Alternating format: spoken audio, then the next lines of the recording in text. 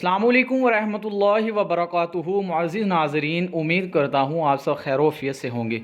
आज हम हाज़िर हैं एक और वीडियो को लेकर, जिसके अंदर हम दो ऐसे दुरूद शरीफ की फ़जीलत के बारे में और इनको पढ़ने से क्या क्या आसार जो हैं हमें नज़र आते हैं। मीन्स के आसार नज़र आने से मुराद ये है कि बंदा अगर नीयत और इखलास के साथ, यकीन के साथ, 5 वक़्त की नमाज के साथ कोई तस्बीह या कोई अज़कार या ज़िक्र वगैरह भी करता है, तो उसको उसका वाज़ह फ़र्क उसकी अपनी ज़िंदगी के अंदर वो देखने के अंदर महसूस करता है। असल बात यकीन की है।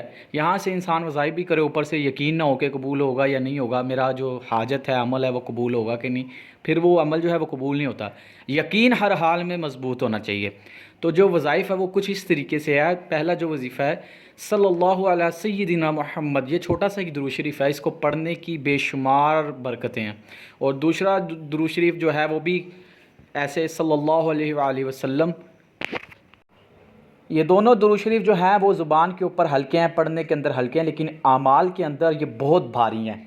अल्लाह पाक हम सबको दुरूद शरीफ पढ़ने की तौफीक दे। हमें पढ़ना भी चाहिए, क्योंकि अल्लाह के रसूल सल्लल्लाहु अलैहि वसल्लम ने हमारे लिए कितनी तकलीफ़ें बर्दाश्त की, तो उनके लिए कम अज़ कम रोज़ 100 मरतबा तो हर एक बंदे को दुरूद शरीफ पढ़ना चाहिए। उम्मीद करता हूँ आप भी दुरूद शरीफ की फ़जीलत जान गए होंगे और हर रोज़ अपनी ज़िंदगी का मामूल बनाएं।